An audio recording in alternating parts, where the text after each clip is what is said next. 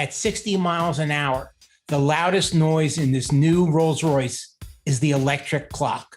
And a lot of people consider, including me, consider it one of the greatest automotive print ads ever. Ford Motor Company, a couple of years back, had a campaign running, print and broadcast, and their slogan was Ford, where quality is job one. Ford, where quality is job number one. It's so the opposite.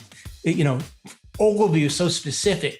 He gave the speed, and he said, Ogilvy said quality by saying, when the car's running at high speed, you can hear the electric clock. It's the loudest noise. Ford made the point of quality by using the word quality.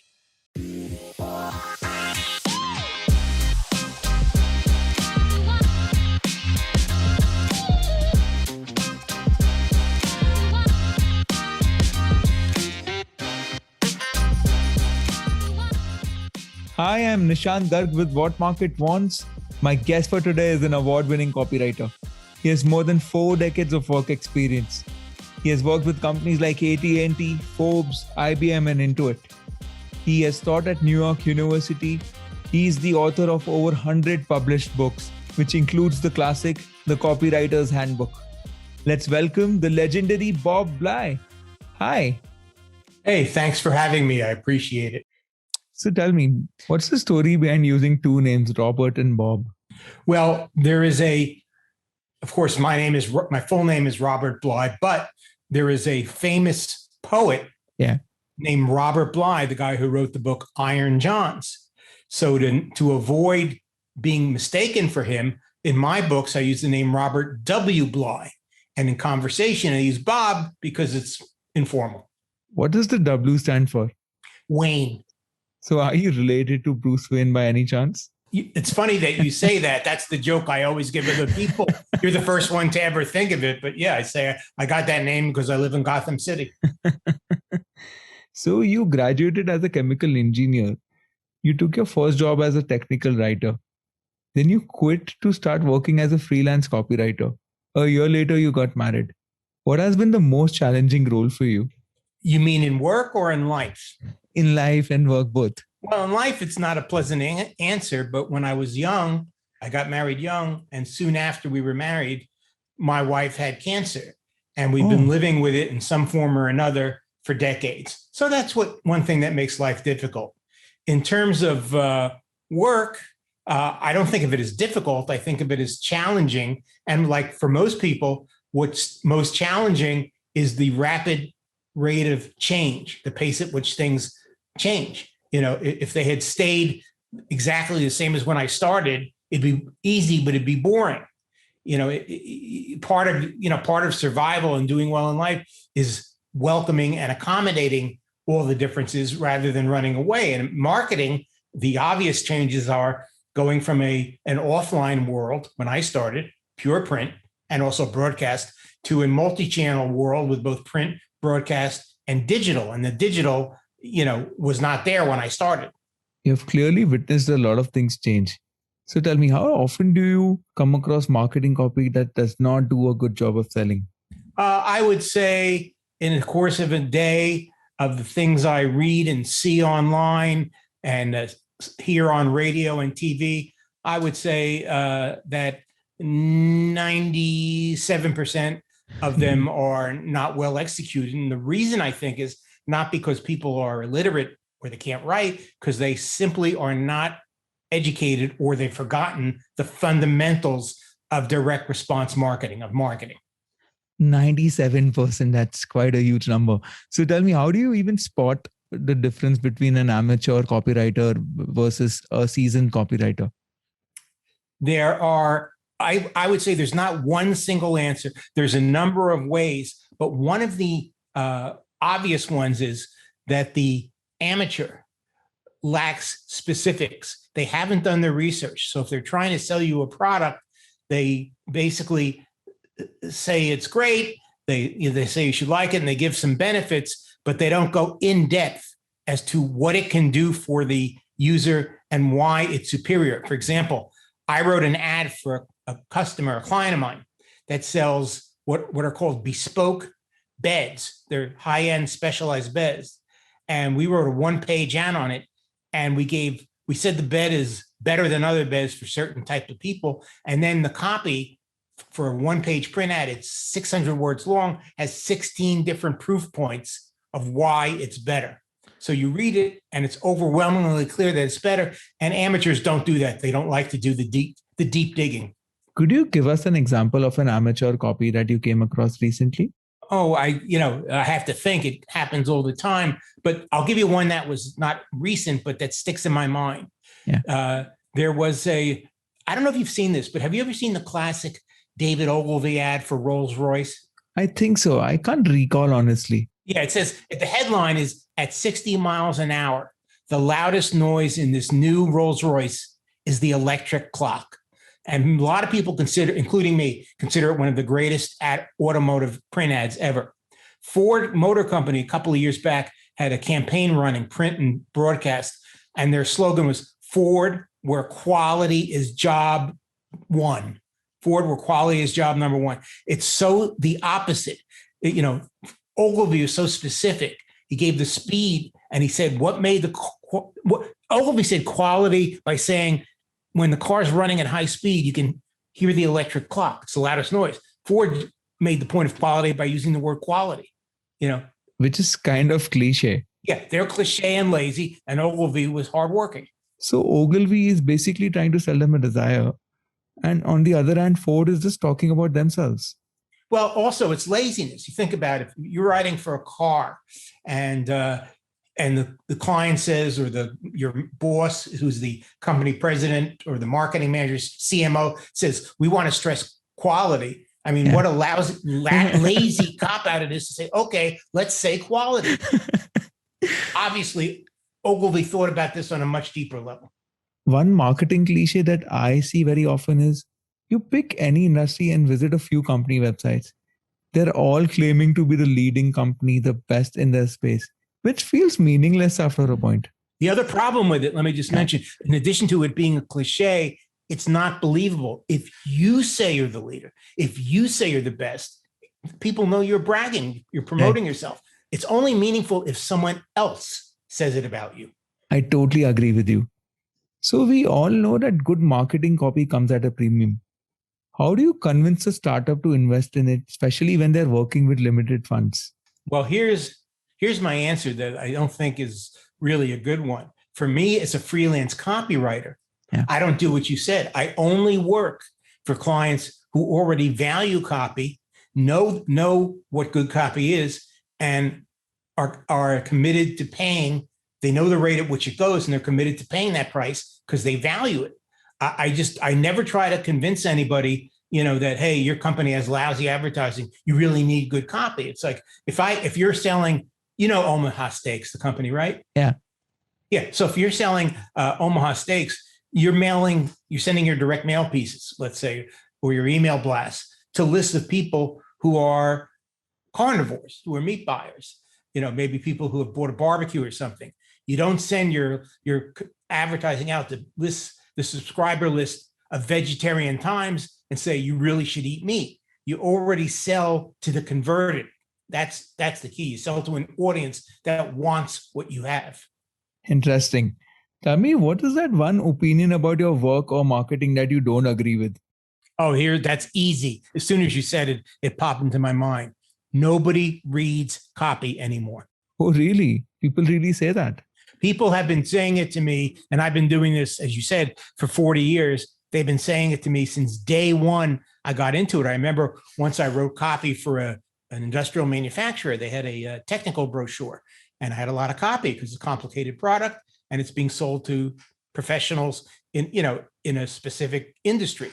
And the client says, this is too much copy. It's going to be a mess on the page. People don't read copy. We need more white space. I said, well, why don't we just print the brochure with no copy and just white space? He didn't appreciate the comment, but you get the idea. So you've worked with so many companies over the years. What has been the most intriguing experience for you till date? You mean intriguing a marketing challenge or just weird? Marketing challenge. I would say, well, one of the more interesting ones is the one I just mentioned, is working on this bespoke bed, because this bed is, I've worked in the bed field on and off for years, doing premium mattresses, premium artisan beds. I have one client who makes handcrafted iron beds. And, how do you sell these things with copy in a way that makes it seem superior and of perceived value and makes people desire it? So what do you say about a bed, for example, to prove to someone that, hey, this is you look at consumer advertising, it says this is the most comfortable mattress, and they don't go beyond that. Why is it the most comfortable? How can you prove to me the reasons why I should believe that your bed is most comfortable? So beds actually is a technical area, and it takes a lot of deep digging that 99% of bed ads don't touch on. And therefore, when my clients and I run our very specific ads, we virtually always beat them. If you have to narrow it down, what are the 3 key elements of a copy that sells? What are the 3 key elements? Number one, have what we call a big idea. In other words, don't say the same thing as everybody else. Find out what is special, unique, different, better about your product. That's your big idea. Number 2, prove it. And that's what we just talked about with that bed ad. I had 16 numbered points of why it's better. Offer an abundance of proof and make the proof the third point. So it's number 1, big idea. Number 2, prove it. And number 3, use specifics. Again, 60 miles per hour, the electric clock makes sound versus quality is job 1. The more specific you are, the better. There was a famous campaign in the United States for Ivory soap in the 20th century that said Ivory soap is 99 and 44/100% pure, not it's pure. And that's more attention getting. Wow, that's insightful.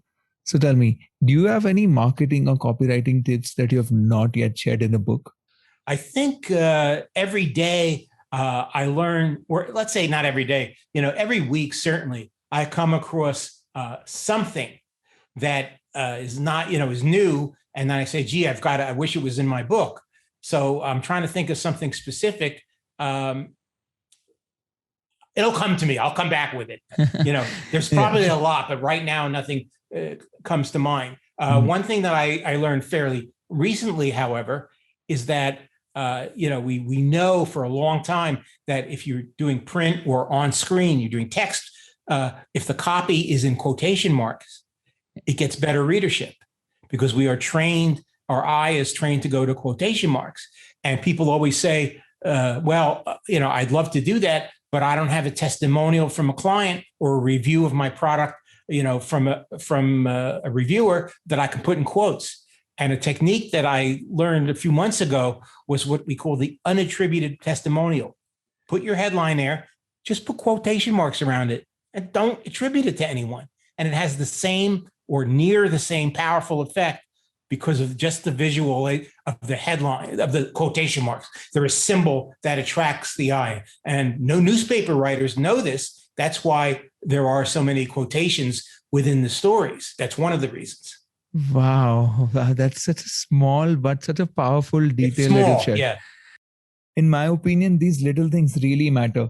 I tend to listen to a lot of books and take multiple courses around the same subject.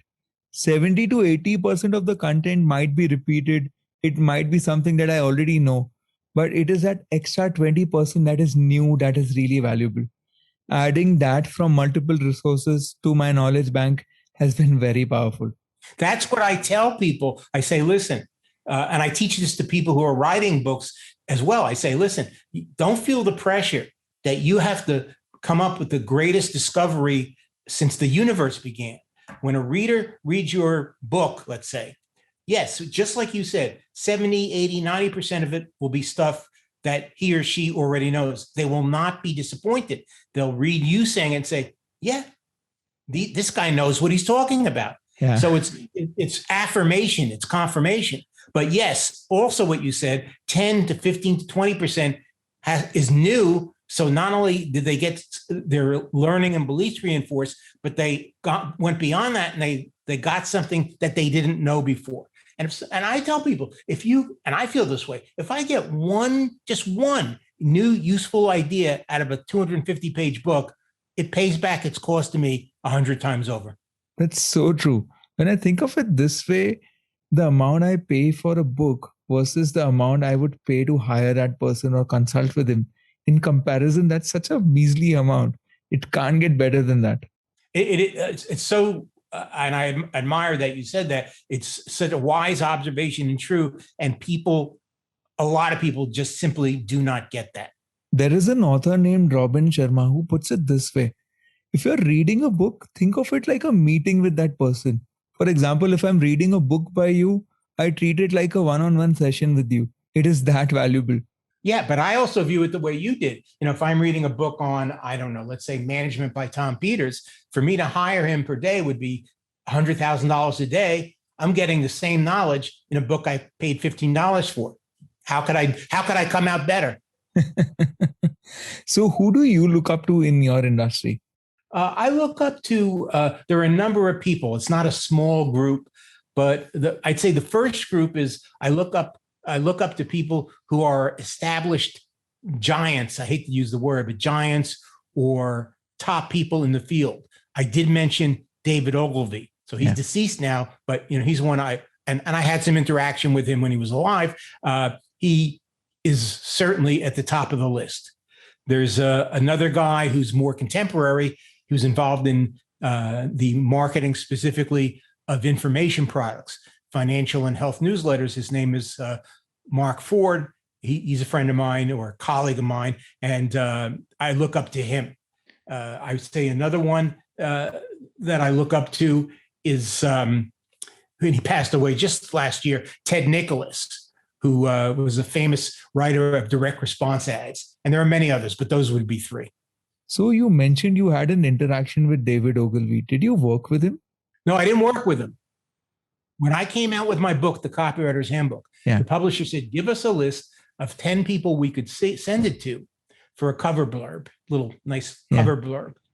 That was in the early 80s. I did not know or have had any interaction with Ogilvy, but I put his name on the list. I put 9 people I knew plus Ogilvy, and he responded and said very flattering things about my book. And that was my interaction. Wow, that's fabulous. So what business and marketing books do you read? Well, it's difficult for me to answer because I have 3 answers. Number one, I like to read business and marketing books on things that I already know, have practiced, and have written about. Because as you said, it reinforces what you know, but you never know everything. There's an old saying, school is never out for the pro.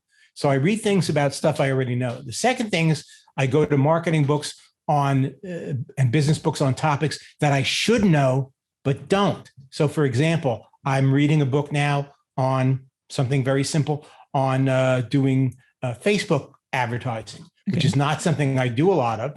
And I probably won't do much of it. I have people who do it for me, but I should know. So now I'm learning it new. And then the third thing I read is I read books for business that are not about business or marketing. I read books, for example, I have clients in the chemical industry. So I read books on the chemical industry, on oil refining, I do investment writing. So I have newsletters that are precious metal newsletter clients, and I read books about gold mining. Wow, there's so much to learn from everywhere. Well, there's a famous book on marketing, advertising, called A Technique for Producing Ideas, written in the 20th century by a guy named James Webb Young, who was really smart marketer. And he said, to be a good marketer, to be a good copywriter, you need 2 types of information. One is the specific information on the project you have at hand, the market, the technology, the customer, the product. But the other is general knowledge. You constantly have to be soaking up all sorts of knowledge in all different fields, because you never know when your mind will just draw up from that and give you something great you can use in your ad. Fascinating. So tell me this. I work with a lot of startups, entrepreneurs, and professionals from the service industry. If you have to give one piece of advice, what would that be? My answer goes back to what you said. You said everybody says they're the leader. Everybody says they're the best. All the people you're now talking about also want to say they're the leader and the best, and they think they are. And my answer would be, you need to formulate a reason or an explanation. Some people call it the unique selling proposition of why I should believe that you are the best.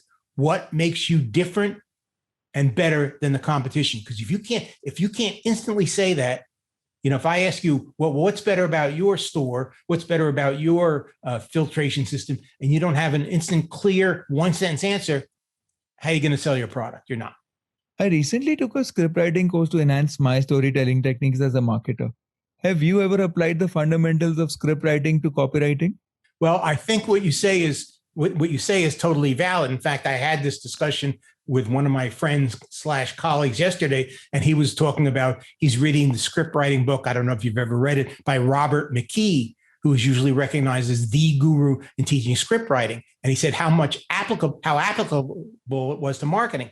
I have never actually, one of the kinds of writing I've never done, I've never been asked to write a TV show or a movie script. So I can't say I have directly, gotten anything from there, but I certainly think your notion that you can do that is correct.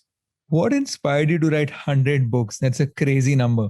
There's a multiple part answer, but the simple answer is that I am what they call a bookaholic, a book addict. I just happen to love books as some people love movies or as they love ice cream or whatever. And so also I have a compulsion. A lot of humans, and I see this with you because you're a podcaster, you have the compulsion to share what you know and share knowledge with others. So when I learn something, I want to share. I feel compelled, even if I just learned it, it's recent, I feel compelled to share what I know with others. And for me, my favorite medium for doing that, because I'm a book person, is a book. For you, it's a podcast. For other people, it's a webinar. I have a friend who's very similar to me, but his thing is he wants to give a talk, he wants to be on stage in an association, and, which he did for years before COVID, and now he's doing again. He wants to address a group from a platform. That's his preferred means. Mine is a book. Just like a keynote presentation, I guess. Well, yeah, his is a keynote. Or for me, when I did do speaking more, and I've done plenty of speaking, I actually never liked doing the keynote. I like doing the breakout session. The sessions that were keynotes are a lot of times motivational and inspirational. I'm a content speaker and a content writer. After you're done hearing me speak or reading my book or or taking my course, I want you to know how to do things that you didn't know how to do before, do them better, and things that will actually give you for want of a better word, they give you an ROI. They'll make your life better, your business better. They'll make you more money. How was your experience of teaching at New York University? How was that? That was done early. I wrote my first book. It was published in 1982, and it was a book on all things. I'll only explain why I did it if you ask me, but it was a book on technical writing.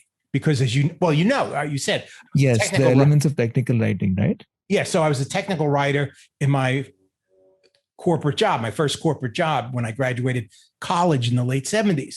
And so I felt compelled to share what I learned. So I wrote a book on technical writing.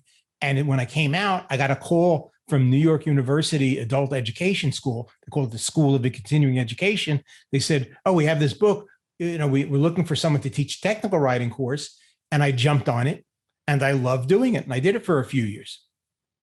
Then I transitioned from doing it for them because I moved out of New York City, and it's really too much for me to commute there. It's a lot of traffic at night. But so I started getting asked by corporate clients to give that same workshop on site at their companies, which paid, I love doing, and it paid a lot more money.